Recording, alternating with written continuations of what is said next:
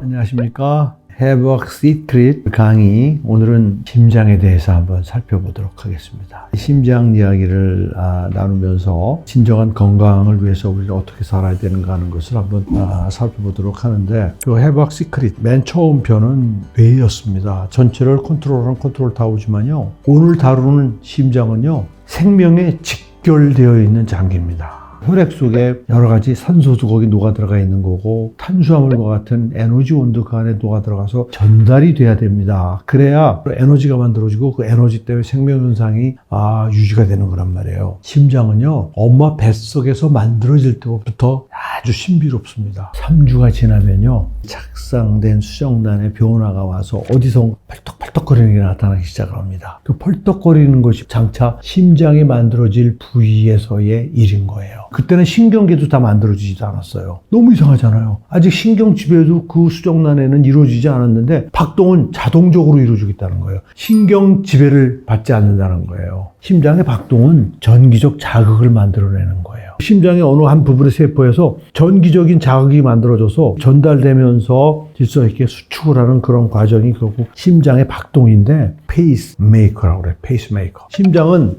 우선 심방과 심실로 나눠지고 좌우가 나눠져야 돼. 좌우가. 그 네 개의 방이 서로 폐쇄가 되면 그건 방이 있으나 마나예요. 펌프 역할을 할 수가 없어요. 심장에 있는 피는요, 온몸에 뿌려지기 전에 충분한 산소를 머금어야 돼요. 산소를 어디서 머금어요? 폐에서 산소를 잡아들이는. 그래서 모세혈관으로 산소들이 들어가게 하고 그 모인 피가 심장으로 와서 피가 온몸으로 뿌려져야 돼요. 이게 심장의 궁극적인 기능이에요. 폐하고 심장은 그 기능적으로 일체라고 얘기해도 될 정도로 연결되어 있는 거예요. 심장에서 몸을 향해서 혈액을 뿌려주는 혈관을 무조건 동맥이라고 그래요. 오해하시면 안 되는 게, 동맥에는 무조건 산소가 많은 피가 있는 것이라는 편견을 가지면 안 됩니다. 정의상 심장에서 멀어지는 혈액을 담고 있는 혈관은 무조건 동맥이에요. 뿌려진 피가 온몸 조직에 쫙 전달이 되죠. 산소 에너지원을 뿌려주고 나면요, 두 물질이 만나서 생명의 근원인 에너지를 발생시켜 살아있게 만들고 거기서 폐기물이 나와요. 이산화탄소와 물이 나옵니다. 물은 다시 활용하고 이산화탄소는 세포에서 내보냅니다. 내보낸 이산화탄소를 받아서 다시 심장을 향해서 돌아오는 혈관을 우리는 이름하여 정맥이라고 얘기하는 거예요. 심장으로 돌아가는 피 속에는 에너지를 만들고 남은 이산화탄소가 잔뜩 들어있단 말이에요. 그 이산화탄소를 그냥 다시 심장에서 뿌려주면 안 되잖아요. 그 피가 오른쪽 심방으로 가서 오른쪽 심실로 내려간 다음에 폐로 가는 거예요. 폐로. 폐에서는 산소로 그 피를 완전히 새롭게 해주는 장치들이 있기 때문에 폐 속에 있는 신선한 산소는 혈관으로 받아들이는 거예요. 교환이 일어나는 거예요. 지금 이 호흡을 우리는 폐호흡이라고 얘기하는 거예요. 좌심방으로 들어오는 거예요.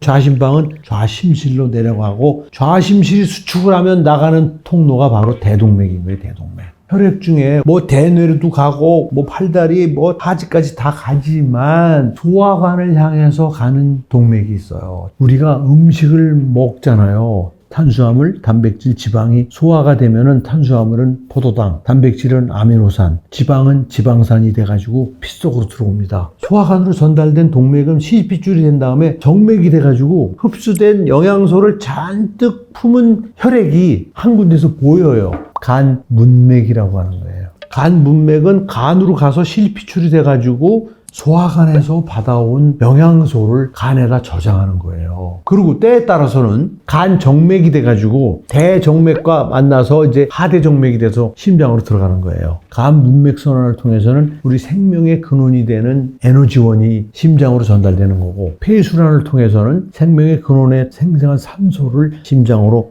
전달해 주는 거예요. 지금 말씀드린 것처럼 결국은 심장은요, 여러분들 그냥 피가 막 섞이면 안 돼요. 특히 좌우의 피는 섞이면 안 돼요. 우심방이든 우심실에 있는 피는요, 이산화탄소가 많은 피예요. 좌심실은 이산화탄소가 낮은 풍부한 산소가 있는 피니까 서로 섞이면 안 돼요. 그래서 선천성 기형이 생겨가지고 여러분들 심방 중격 결손이라는 병이 있잖아요. 그러나 우심방과 우심실은 연결이 돼 있단 말이에요. 판막을 통해서. 그게 삼천판이라는 거예요. 좌심방과 좌심실도 승모판이라는 판막으로 연결이 돼 있어요. 한쪽으로 열렸다 닫혔다. 그러니까 더 이상 왔다 갔다 못해. 역류되지 못하게. 전신에서 돌아온 피를 우심방을 통해서 받은 다음에 폐동맥을 타고 폐에다가 피를 쏴준다 그랬잖아요. 우심실에서 수축해준 피가 다시 우심실로 돌아오지 않게 폐동맥 판막이라는 게 있어요. 그 다음에 좌심실은 좌심방에 있는 피가 좌심실로 내려와서 대동맥을 타고 온몸으로 갈 때 대동맥 판막이라는 게 있어서 피가 절대 다시 돌아오지 않습니다. 피가 역류되지 않는단 말이에요. 그 이어지는 순서가 정교하지 않으면 뒤죽박죽이 돼요. 여러분, 그 뒤죽박죽이 되는 게 바로 부정맥이라는 병인 거예요.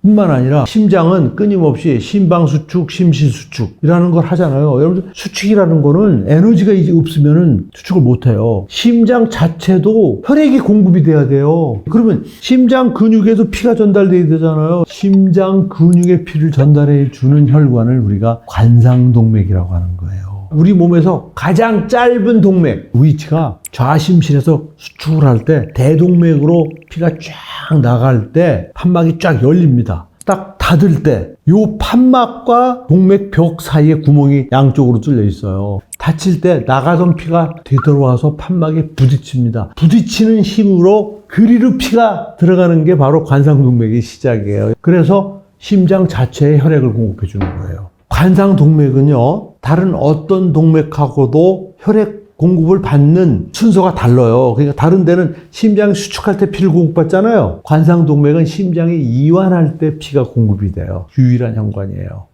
심장 구조 자체로 생길 수 있는 질환은 판막 질환이 생각하기 쉬운 거죠. 아주 활발하게 열렸다 닫혔다 열렸다 닫혔다 해야 되는데, 여러분들 어떤 질병에 의해서 이게 후들후들해지는 수가 있죠. 닫혔는데 완전히 닫히질 않는 거야. 그런 걸 우리가 부전증이라고 그래요. 판막 부전증. 또는 판막이 경색이 오는 게 있어요. 이게 빳빳해지는 거야.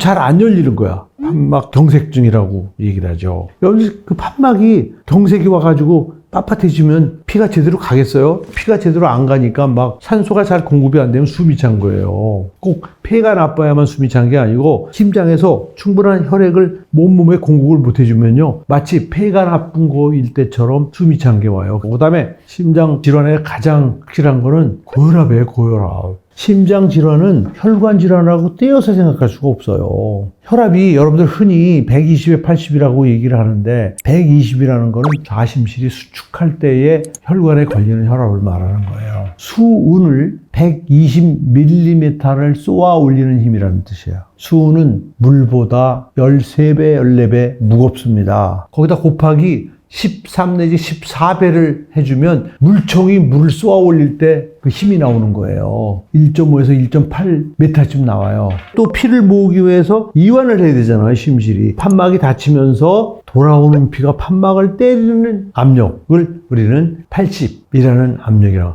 혈압을 오랫동안 방치하면요, 동맥경화가 옵니다. 고혈압의 문제는 혈관이 막히는 거나 터지는 혈관 질환의 원인이 되기 때문에 혈압은 잘 관리하셔야 된다는 말씀을 드리고요. 그래서 오늘은 그 심장의 구조와 심장에 있는 질환에 대한 말씀을 드리는 것으로 하고요. 다음번에는 혈관 질환과 동맥경화성 질환에 대한 얘기를 다시 한번 제가 말씀드리지 않을 수가 없습니다. 학술적으로 정밀하게 제가 다시 한번 검토를 하도록 하고, 오늘은 여기까지만 하도록 하겠습니다. 경청해 주셔서 정말 감사합니다.